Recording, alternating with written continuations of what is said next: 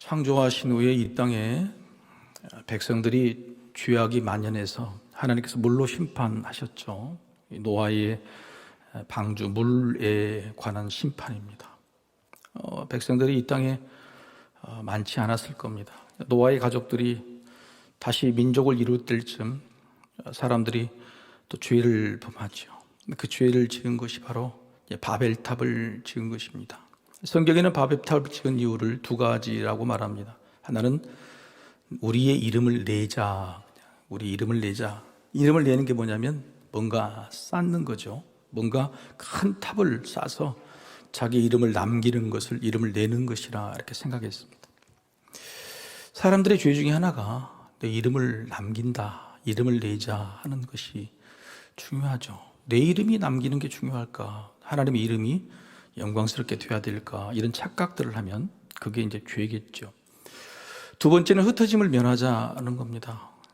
하나님께서 창조 명령이 뭐냐면 생육하고 번성하, 이 땅에 충만하라. 충만하기 위해서는 생육하고 번성해서 흩어져야 되는 거잖아요, 각지. 그런데 우리 흩어지지 말고 우리끼리 똘똘 뭉쳐서 여기에서 살자고 하는 거죠.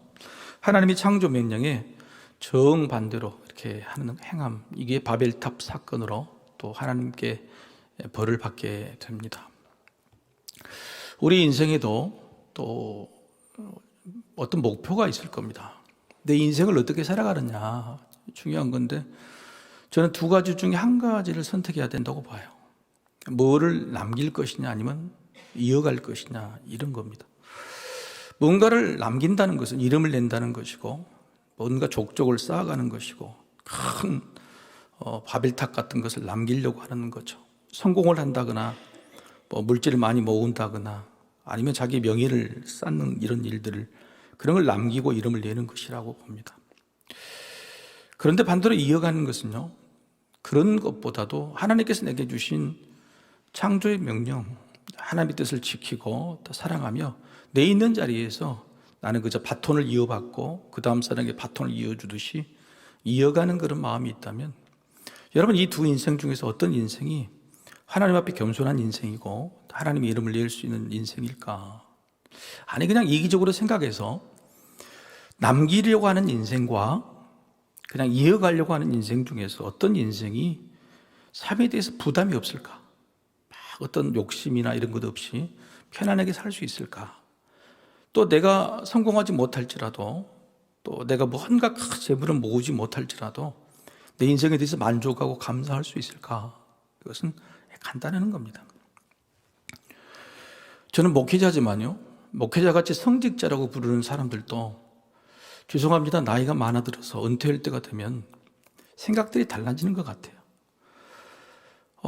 마지막 순간까지 사도 바울처럼 열심히 사역하고 달려가는 사람이 있는 반면에 그렇지 않는 분들이 있는데, 제가 볼 때는 그렇지 않는 분들의 두 종류인 것 같아요. 하나는 60이 넘어가면 이제 뭔가 새로운 일을 잘 안 합니다.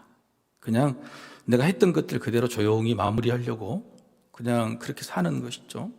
교회를 사는 것이 아니라 그냥 자기를 위해서 사는 것 같은 그런 느낌들, 그런 목회자가 있죠. 꽤 많은 것 같습니다. 또 한편으로 은퇴를 가까이 둔 목회자들이 뭔가를 남기려고 해요. 뭔가를 이름을 내려고 하는 것입니다.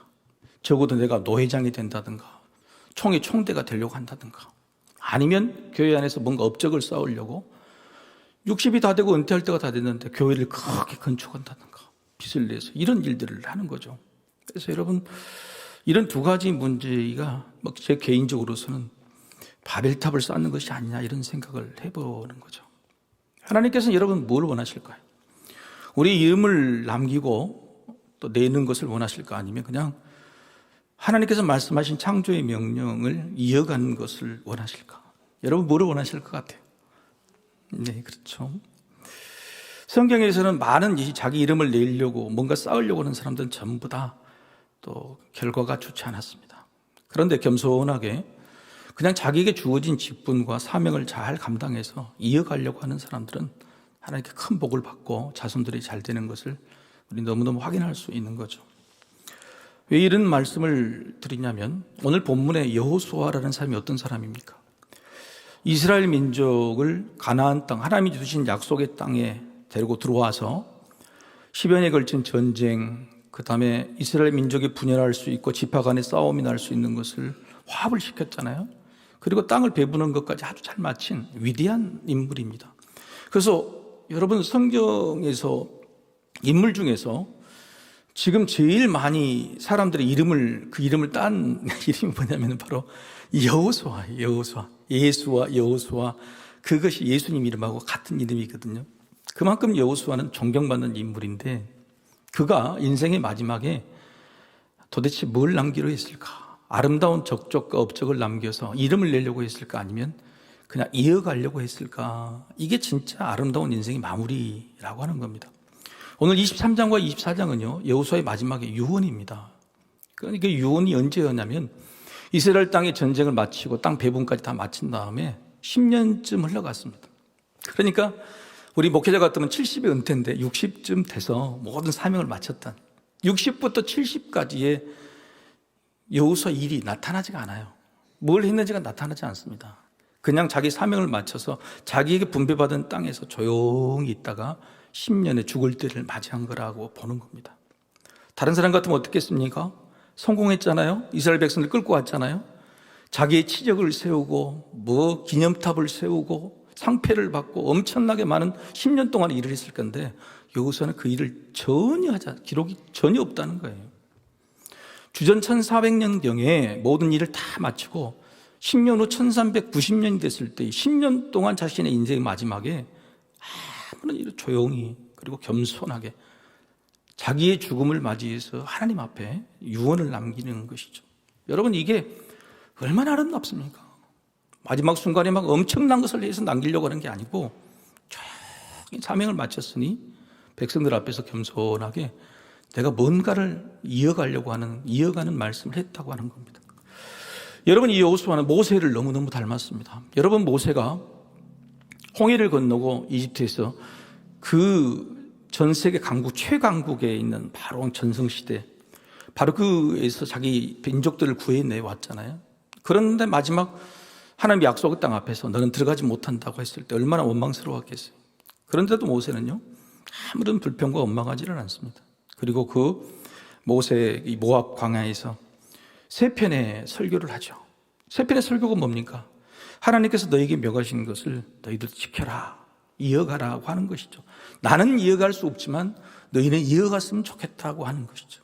하나님의 신앙을 이 광야 땅에서 네가 배웠으니 그 신앙에 대한 경험들을 저 평화로운 땅, 적과 꿀이 흐르는 땅에 또 이어가라고 하는 그 설교가 모세의 세 편의 설교, 바로 신명기가 그 세 편의 설교를 다 모아서 만든 말씀이 신명기죠.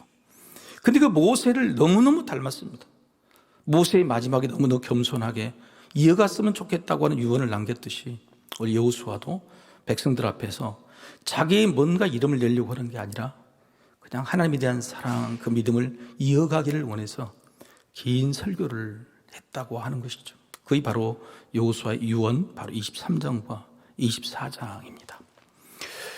여호수아가 남긴 유언은 세 가지 내용이, 첫 번째는 뭐냐면 하나님을 이어가라, 이런 뜻입니다. 하나님을 이어가라. 뭐라고요? 하나님을 이어가는 것이다. 하나님을 이어가라. 3절 말씀 같이 한번 읽어보겠습니다. 너희 하나님 여호와께서 너희를 위하여 이 모든 나라에 행하신 일을 너희가 다 보았거니와 너희 하나님 여호와 그는 너희를 위하여 싸우신 이시니라. 여러분, 잠깐 이 화면을 보고 여기에서 제일 많이 등장하는 단어가 뭐죠? 너희죠. 오늘 여러분, 제가 이 긴 요절을 봉독했을 때 제일 많이 들린다는 건 뭘까요? 너희가 한 30번 가까이 나옵니다. 너희. 그런데 그 너희가 그냥 너희가 아니라 너희 뒤에 뭐가 붙어 있어요? 하나님. 너희의 하나님. 너희 편에 선 하나님. 그래서 이 여호수아가 남기고 싶은 것은 뭐냐면 너희 옆에 하나님 붙어 있다는 겁니다. 하나님은 너의 편이라고 하는 것입니다. 그래서 가장 중요한 것은 너희라고 아주 자주 말했지만 그 너희에 붙어 있는 너희의 하나님, 그 하나님을 남기고 싶었던 것이죠. 여러분, 하나님의 이름을 이렇게 높인다는 것이 얼마나 기가 막힌 일입니까? 여러분, 우리는 뭘 남길까 싶으면 우리의 이름을 내는 것이 아니라 하나님의 이름을 내는 것, 하나님의 이름을 남기는 것이 참 중요하다고 하는 생각이 됩니다. 두 번째 여호수아가 남기는 것은 하나님의 뜻입니다. 하나님의 뜻을 이어가라 이렇게 말하죠. 하나님의 뜻이 뭘까요? 말씀이죠. 6절 말씀입니다. 그러므로 너희는 크게 힘써 모세 율법책에 기록된 것을 다 지켜 행하라. 그것을 떠나 우르나 좌르나 치우치지 말라 하는 겁니다. 하나님의 말씀, 하나님의 뜻을 이어가라. 하나님의 뜻은 뭘까요? 말씀을 지켜 행하는 것이죠. 근데 그 말씀이 뭐냐? 두 가지로 요약을 될 수 있습니다. 하나는 뭐냐면 우상을 섬기지 말라는 겁니다. 우상. 하나님만 섬기지 우상은 절대 섬기지 말라 그런 거예요. 근데 그 우상을 우리 7절에 보면 이렇게 7절을 한번 볼까요? 제가 읽겠습니다. 너희 중에 남아있는 이 민족들 중에 들어가지 말라. 그들의 신들의 이름을 부르지 말라. 그것들을 가리켜 맹세하지 말라. 또 그것을 섬겨서 그것들에게 절하지 말라. 우상을 섬기되 그 우상이 어디 있습니까? 너희 중에 남아있는 민족, 너희 중에 남아있는 것입니다. 그러니까 무슨 말이냐면 우리가 하나님의 이름을 높일 때에 방해하는 것은 우상을 섬기는 것인데 그 우상이라는 것이 우리에게 남아있는 찌꺼기 중에서 우상이 되는 거예요. 우리의 믿음이 순수하고 100% 하나님을 향하고 있으면 되는데 우리 안에 뭔가 미련이 남았고 찌꺼기들이 남아있을 때 남아있는 민족들 중에서 우상거리가 생긴다고 하는 겁니다. 우리에게 돈에 대한 욕심이 남아있다 그러면 반드시 그 돈이 욕심이 됩니다. 우상이 돼요. 자녀가 된다 그러면 그 자녀가 반드시 우상이 됩니다. 나의 이름과 명예가 된다 그러면 자존심이 된다 그러면 그 남아있는 그 찌꺼기가 반드시 우상거리가 된다고 하는 거예요. 그래서 하나님께서는 섬기라고 할 때 마음을 다해요. 목숨을 다 힘을 다 해야 된다고 하는 거예요. 다 해야 돼. 남겨두거나 찌꺼기에 미련을 두면 반드시 그것이 우상이 된다는 겁니다. 그래서 여호와의 이름을 남기고 여호와의 뜻을 이루기 위해서는 이어가기 위해서는 우리 안에 있는 찌꺼기가 뭔지를 잘 생각해 본다. 남아있는 것이 뭔가를 생각해 봐야 된다는 거예요. 여러분을 믿으면서 늘 찌꺼기처럼 남아있는 게 뭡니까? 뭘 하나님께 다 드리고 온전히 하나님을 향하게 되는데 뭔가 미련이 남아있는 것들이 뭘까요? 여러분의 뒤꿈치를 붙잡는 것이 뭘까요? 그게 언젠가는 반드시 우상이 될 거라고 하는 것이죠. 오늘 그 이야기를 여호수아는 바로 백성들에게 꼭 명심해라 그런 거예요. 하나님의 뜻을 지킨 말씀을 지키는 것의 첫 번째는 우상을 섬기지 마라. 남아있는 찌꺼기를 조심하라는 것. 두 번째는 뭐냐면 이방인들과 교류하지 말라는 겁니다. 이방인들과 교류하지 말라. 여러분 만남이라는 게 중요해요. 이 교류라고 하는 것은 처음부터 저 사람들이 그 사람들의 이방 신을 섬기려고 하는 게 아니었어요. 이스라엘 백성들은 유목민족입니다. 이게 농사를 해본 적이 없잖아요. 근데 이 땅에 딱 들어와가지고 농사를 지어야 되는데 농사를 지어본 적이 없으니까 농사의 전문가가 누굽니까? 바로 이 땅에 있는 백성들이잖아요. 근데 그 백성들을 죽이지 않고 살려둬서 노동력으로 쓰려고 하는 거예요.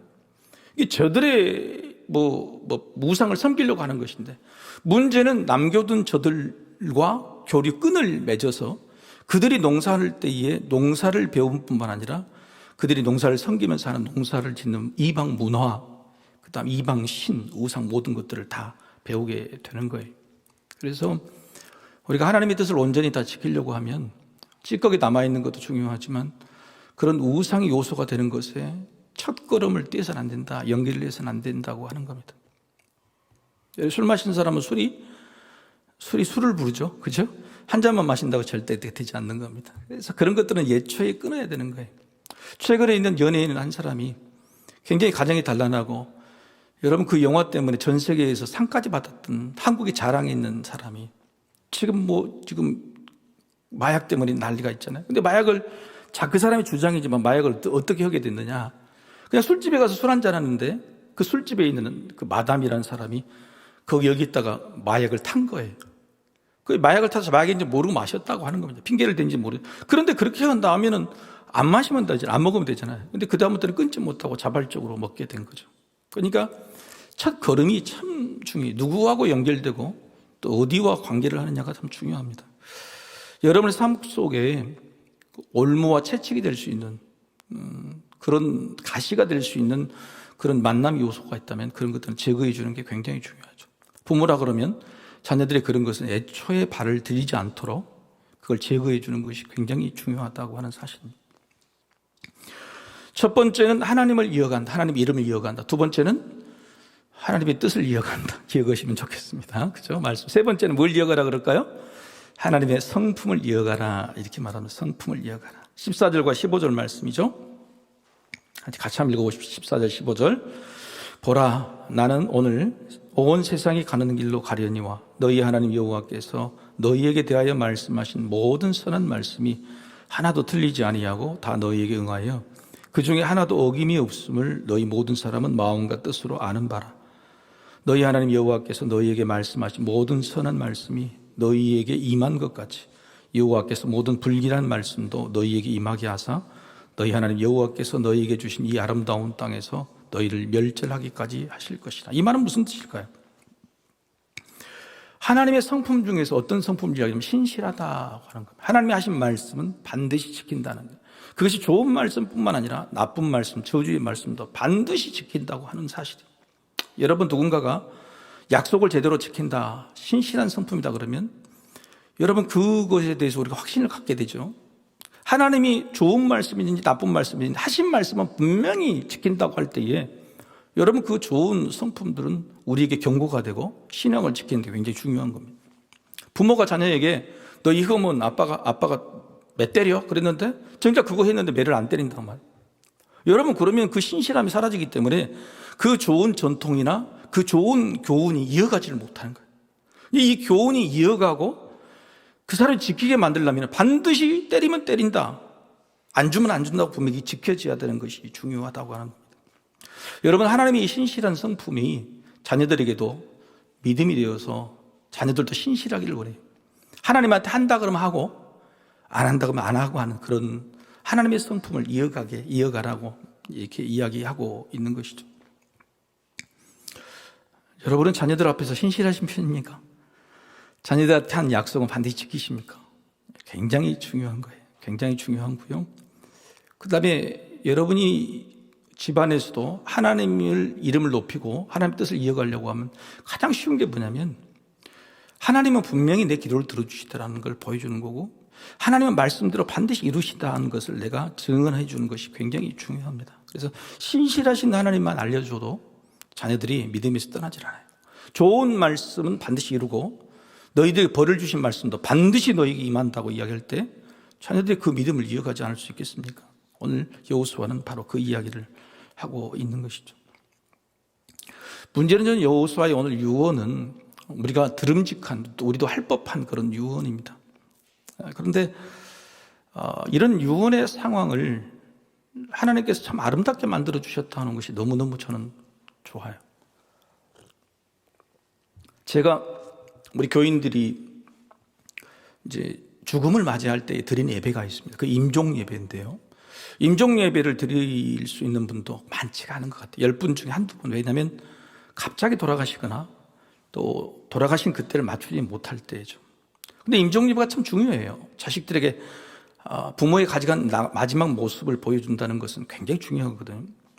믿음을 지키고 가는지 지키지 못하고 가는지를 확인할 수 있는데 저는 이제 실명을 들어서 죄송합니다만은 저는 제가 수없이 많은 드렸던 임종 예배 중에서 가장 은혜스럽고 이렇게 드려야 되겠다고 생각을 임종 예배가 이재복 장로님의 임종 예배였어요.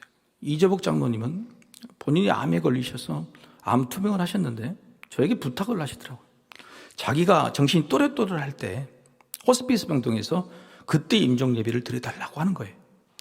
그래서 그럼 어떻게 드립니까? 그랬더니 목사님 제가 날을 잡을 테니까 그때 예배 드리려고 가봤더니 자기 자녀들, 자기 친척들, 자기 친구들을 다 불러 모았어요.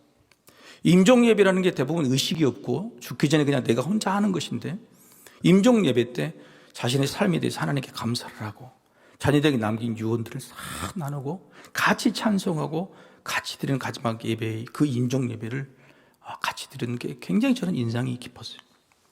여러분, 자신의 마지막 마무리 임종 예배를 이런 환경으로 드릴 수 있다는 것이 얼마나 복이 된지 모르겠어요. 여러분, 이런 기도를 좀 해야 될 것 같아요. 오늘 왜 이런 여호수아가 참 하나님께 정말 엄청난 일을 했는데 도대체 여호수아가 받은 상급이 뭘까? 여호수아가 이름을 내지 않고 자기가 막 엄청난 것을 받으려고 노력하지 않아도 하나님께서 그를 사랑하신다는 표지가 뭘까? 그것은 자신의 마무리를 아름답게 할 수 있게 해주셨다고 하는 거예요. 첫 번째는 뭐냐면 평안히 유언을 남길 수 있게 했다고 말이에요. 갑자기 죽게 만들거나 믿음이 변질하게 만든 것도 아니고 자신이 죽음을 인지하고 받아들일 수 있는 그런 모든 상황을 만들어 주셨다. 오늘 1절 말씀이죠. 여호와께서 주위의 모든 원수들로부터 이스라엘을 쉬게 하신 지 오랜 후에 여호수아가 나이 많아 늙은지라. 땅을 배분하고 그 다음에 10년 동안에 여호수아는 노심초사했을 겁니다. 주변에 있는 이웃들, 그 민족들이 또 싸움을 걸어올까 싶었는데 10년 동안 평안하게 해주신 거예요. 자신이 하는 역할이 이제는 됐구나. 자식들의 삶의 자리가 평안하는 거예요. 자신들이 살만해진 거예요. 내가 없어도 이제 자식들이 믿음을 지키고 살겠구나 하는 생각이 드는 겁니다. 그럴 때 하나님이 불러가시는 게 얼마나 복이냔 말이에요. 갑자기 사고 나서 죽은 것도 아니고 투병 때문에 힘들게 죽은 것도 아니고 내 삶의 자리를 마무리했을 때 굉장히 편안하게 쉽게 만들어주신 이 은혜가 얼마나 크냐. 그게 여호수아에 대한 하나님의 놀라운 보상과 축복이라고 생각이 들어요.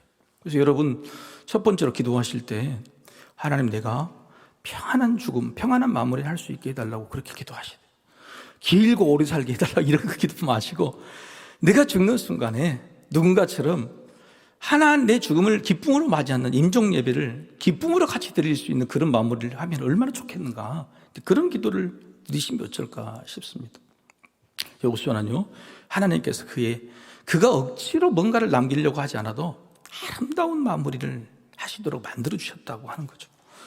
두 번째, 여호수아에 보기에는 남길 사람이 있다. 남길 사람이. 2절 말씀이죠. 여호수아가 온 이스라엘 곧 그들의 장로들과 수령들과 재판장들과 관리들을 불러다가 그들에게 이르되 나는 나이가 많아 늙었도다. 어떤 사람을 불렀습니까? 불렀다고 하는 거예요. 여러분, 우리가 나이가 70, 80에서 죽을 때가 될 때에 그때까지 권위가 살아있을까요? 죽는 그 순간에 자식들을 부르거나 친구들이 부르면 올까요?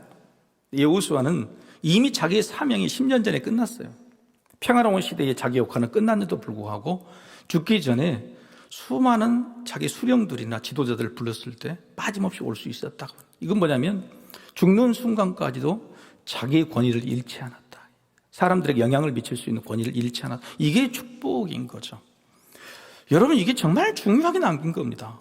자기 인생의 마지막 순간에 내가 누군가를 부르고 내 가족들이나 내 자녀들이 내가 부를 때 올 수 있는 그런 권위가 있는가.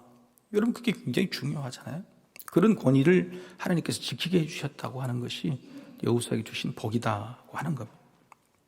세 번째는 오늘 여호수아가 남긴 유언들이 대부분 뭐냐면 감사예요. 감사다. 모든 것이 하나님께서 우리를 이렇게 이끌어 주셨고, 그리고 너희들도 그렇게 이끌어 주실 것이다. 심지어는 나중에 이 자녀들, 너희들 축복할 때 뭐라고 하냐면 너희들 한 명이 1000명을 감당할 수 있게 하나님께 이끌어 주실 것이다. 너희의 모든 싸움은 하나님께서 다 감당해 주실 것이니 너희 한 사람이 1000명을 데려갈 수 있는 힘을 받을 것이다. 할렐루야. 그렇게 축복을 해줘요. 여러분, 이 마지막 순간에 인생의 마지막에 후회도 없고 한탄도 없고 불안해서 자녀들에게 이렇게 해라 저렇게 해라, 이러면 안 된다 저러면 안 된다, 그런 잡담 말고 감사함으로 그렇게 위로해주고 격려해주고 너희는 잘할 수 있고 하나님 말씀 끼면 모든 게 된다고 말할 수 있는 이런 유언을 할 수 있는 그런 모든 환경이죠. 겸손한 믿음을 잘 지키게 해주신 것이 얼마나 감사해요. 여러분, 이게 여호수아가 받은 복이에요. 여러분, 인생의 마지막 마무리가 잘 되는 것이 인생을 잘 사는 거 아니에요? 여러분, 무슨 복을 받기를 원하세요? 자녀들에게 막 엄청난 재산을 남겨주고 엄청난 것들을 뭔가 해주려고. 여러분, 그것들은요 바벨탑을 쌓는 것과 똑같아요. 바벨탑.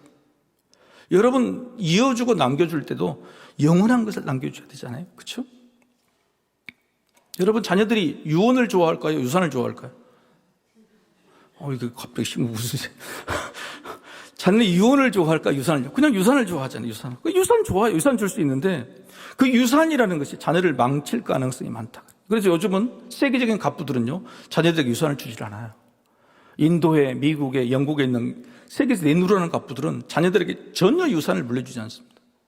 그리고 정말로 썩지 않을 것, 영원히 이어갈 수 있는 것들, 그걸 줘가지고 다 패가 망신하고 끊어져 버릴 것들을 주는 게 아니고 영원히 이어질 것이 뭐냐, 내가 너에게 이어가고 너희가 또 너희 자녀에게 이어갈 수 있는 그것들을 남기는 것이잖아요.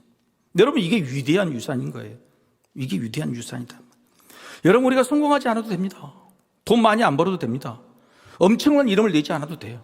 그런데 우리가 영원히 사라지지 않는 어떤 진리, 그 믿음을 우리가 이어가는 사람이 된다 그러면, 그저 그냥 앞사람한테 바톤을 받고 내가 뒷사람한테 바톤을 넘길 수 있다면 그것도 엄청나게 훌륭한 사람이라고 하나님께서 이야기하시는 거예요. 욕심내지 마십시오. 저도 여러분 제 목회에 욕심 없습니다. 엄청난 업적을 내서 마지막 순간에 막 뭔가를 싸우고 내고 그런 생각 전혀 없으니까 여러분 걱정하지 마세요. 여러분 그게 중요한 게 아니에요. 대부분 인생의 마지막에 그런 생각 갖고 있다가 다 망치는 거예요. 그냥 나는 바톤을 받았으니 다음 사람에게 바톤을 물려주면 된다고 하는 거예요. 그러니까 그게 가장 하나님께서 원하시는 아름다운 축복된 마무리다고 하는 것이 굉장히 중요합니다. 미국에 그 어메리칸 드림이 있었잖아요. 영국에서 청교도들이 믿음을 박해를 받으니까 미국으로 넘어갔어요. 미국으로 두 친구가 넘어갔는데 18세기 초에 마르크 실추라는 친구하고 에드워드 조나단이라는 친구 둘이 넘어갔어요. 미국에 넘어갔으니까 신대륙에 대한 꿈들을 꾸는 거죠. 근데 마르크 실추는 꿈을 정했어요. 뭐냐면 내가 돈을 벌겠다. 성공했다. 그래서 열심히 술집을 차리고 그다음 가게를 차리고 사업을 엄청나게 크게 해서 성공한 사람이 됐어요. 훗날 150년 뒤에 뉴욕시 교육위원회에서 이 마르크 실추와 에드워드 조나단의 일가를 수천 명에 되는 사람을 전부 조사를 다 했어요. 도대체 이 두 친구가 왔는데 두 가정이 150년 후에 어떻게 되는가에 대해 조사를 했어요. 아까 이야기했지만 마르크 실추라는 사람은 돈이 목적인 사람은요, 자녀들이 1062명이 쭉 후손이 있었는데 1062명 중에 교도소를 간 사람이 96명, 창녀가 65명, 심지어는 정신병을 갖는 사람이 460명. 전부 자녀들이 그런 자녀들이 대부분이에요. 그런데 반대로 에드워드 조나단이라는 사람은 내가 이 땅에 온 것을 믿음의 자유를 위해서 왔잖아요. 그죠? 영국에서 믿음이 속박. 그래서 나는 여기에서 믿음의 꽃을 피우리라고 생각했어요. 그래서 믿음으로 목회자가 됐어요. 그리고 유명한 그 대학을, 스탠포드 대학을 만들어요. 그리고 여러분 그 자녀들이 1394명이 나왔는데 목사가 116명, 교수가 86명, 여러분 관리 86명, 장로 집사가 286명이죠. 어마어마한 일이죠. 자, 두 사람이 인생의 목적, 인생의 마무리를 어떻게 하려고, 목표를 어떤 것을 내가 믿음의 유산으로 이어줄까, 목표에 따라서 완전히 5대 이후의 결과가 이렇게 달라졌다고 하는 거예요. 여러분 지금 우리가 우리의 후대를 모를 겁니다. 그런데 우리가 어떤 목표를 가지고 사는가에 따라서, 뭘 남길까에 따라서 완전히 앞으로 3대, 4대, 5대가 후회가 달라질 수 있죠. 지금 여러분 청소년들의, 지금 한국에 있는 청소년들의 기독교, 예수를 믿는 기독교 비율, 신앙의 비율이 몇 퍼센트 아십니까? 어른들의 신앙 비율은 그나마 통계로 20%가 나옵니다. 한국 20% 기독교인데, 고등학생들, 중학생들의 비율은 3%입니다. 어른들은 20%인데, 그것도 3년 전에, 4년 전에 비교해서 지금 어떻게 되냐면 100명 중에 3명만 믿는다는 거예요. 여러분 지금 학교가요, 선교지가 됐어요.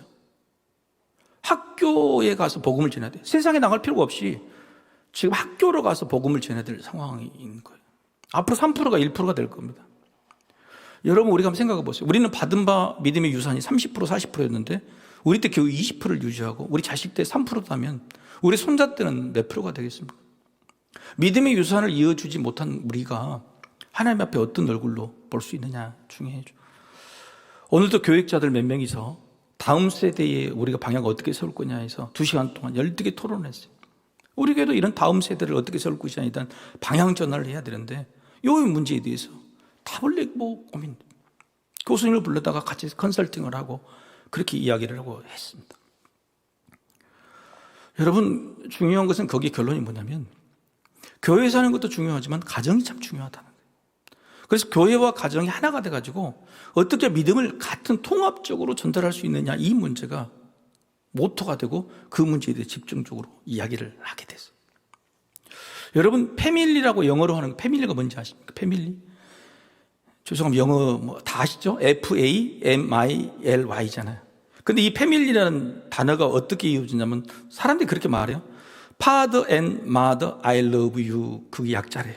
그러니까 Father가 F, N-A, 그 다음에 Mother가 M, 그 다음에 ILY니까 I love you는 Y. 그러니까 패밀리라는 약자가 엄마 아빠 사랑해요. 엄마 아빠가 자녀를 사랑한다고 하는 것이죠. 그게 가정인데요. 저는 그 가정이 정말로 엄마 아빠 I love you 하는 그런 복된 가정이 되려면 마지막 Y를 U가 아니라 부모가 자녀가 부모가 서로 간에 우상이 되는 그런 관계가 아니라 야훼 하나님의 Y, Father and Mother가 I love 야훼. 엄마와 아버지가 하나님 사랑합니다. 하나님 사랑합니다. 이게 복된 가문이 있는 훌륭한 가문이 되는 가족이 되는 거라고 생각을 해요. 여러분, 우리가 유산을 남긴다는 것은 두 가지인 것 같아요. 두 가지 말씀이죠. 먼저 8절 말씀입니다. 8절 같이 한번 읽어보겠습니다. 시작. 오직 너희의 하나님 여호와께 가까이 하기를 오늘까지 행한 것 같이 하라. 지금까지 쭉 이어져 왔다. 뭐가 이어져 왔냐? 오늘까지 쭉 행해지고 이어지는 것 너희도 이어가라. 그게 뭘까요? 가까이 하라. 하나님을 가까이 하라는 거예요. 그래서 부모가 뭘 이어왔을까? 그리고 자녀들이 뭘 이어줄까? 하나님을 가까이 하는 모습이죠. 우리 부모님은 늘 하나님과 가까이 했다. 하나님께 늘 가까이 기도했다.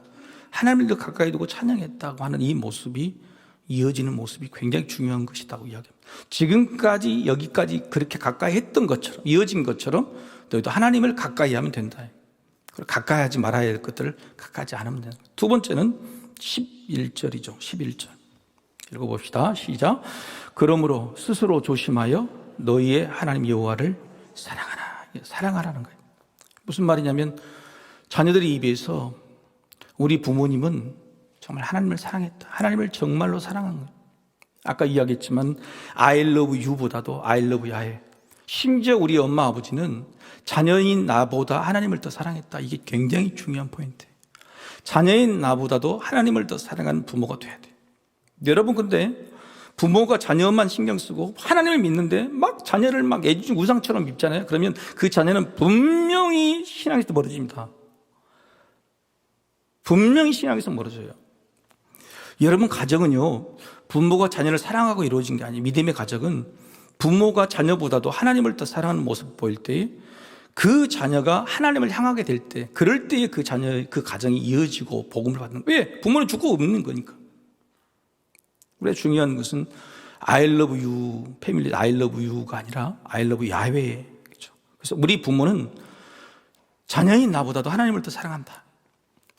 하나님을 사랑하는 사람 자녀를 사랑하지 않겠습니까? 그런데 자녀의 눈에는 그런 모습을 보여야 돼. 그런 모습을 보이는 것이 좋은 믿음의 유산을 남기는 것이라고 생각이 됩니다.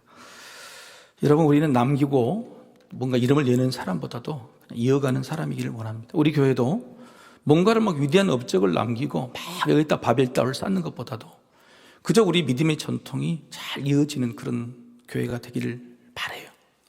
여러분의 가정도 또 엄청난 것들을 남겨서 그걸 주고 막 쌓아두는 게 아니라 그냥 하나님을 사랑하는 그 믿음이 조용히 이어지기를 바랍니다. 그것을 위해서 기도하고 또 그런 복을 받는 여러분이 되시기를 또 축복합니다. 한번 같이 기도하십시다.